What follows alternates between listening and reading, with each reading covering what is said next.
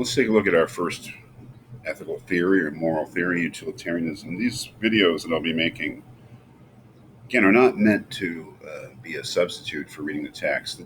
I will not be going through things in a lot of detail, especially in this section of the course where we're using ethics for A level. Because I think things are explained quite nicely in this book, and it's written, as an introduction to moral philosophy. So I don't feel the need to go over everything, as we say. So just to let you know that the exams and the essay and all the assignments for this class are based upon the readings, not upon these lectures or these videos. These little talks are just meant to supplement things, and I think you should watch them. Help you. But the main thing is the text. So I have a few things to say about utilitarianism. It is a moral theory in the sense that what it does is it kind of defines right and wrong. And it defines what makes an action right and what makes an action wrong and gives you a kind of an approach, a method for an ethical analysis of a situation, let's say, or gives you a basis upon which to make an ethical judgment. The main idea of utilitarianism is that the only thing that's good in itself is happiness, human happiness, let's say, for the moment, but that's an issue whether non human animals should be included in our assessments. But basically, the only thing that's good in itself is happiness, and the only thing that's bad in itself is unhappiness. And that unhappiness, or excuse me, happiness is pleasure, and unhappiness is pain. Or one might say also that if you want to supplement that, happiness is freedom from pain, and unhappiness is also the deprivation of pleasure.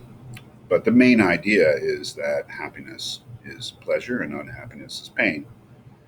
So it gives you a kind of an idea that what makes an action good is whether it promotes happiness, and we know whether it promotes happiness by whether it promotes pleasure.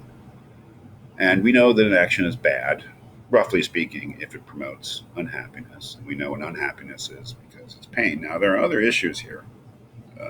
That is, but we'll get into them. But that's the basic idea of utilitarianism. And because it defines happiness as pleasure, it is a form of hedonism, as the authors say. Hedonism is just, let's say, any philosophy of life that says that pleasure is the good. Hedone is the Greek word for pleasure, and that's where in English they coined the term hedonism. It just comes from the Greek word for pleasure, so basically means pleasurism.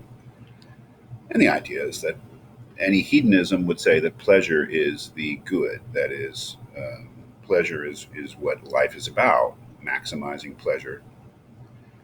And the flip side of that is minimizing pain.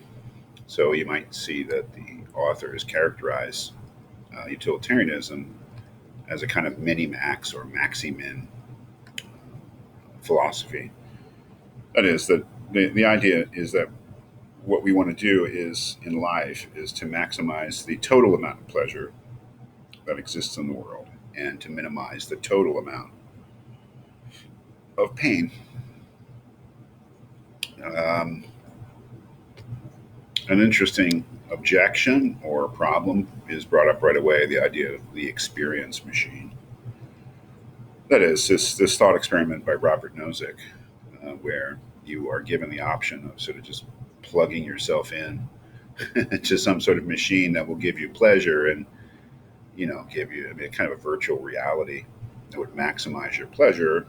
Would you do it? Because hedonism or basic utilitarianism says that we probably should, or that we would want to, but of course there are definite reservations we might have about doing such a thing. Interesting claim. Yeah, I mean, they go into Bentham, Jeremy Bentham, who was really the first utilitarian, classical utilitarian. His idea of utility, why it's called utilitarian, basically that something has utility if it promotes happiness, and that's why it's called utilitarianism. Um, some in this chapter here, this is really important here. The structure of Bentham's utilitarianism. It tells you some things about utilitarianism that are important features of it.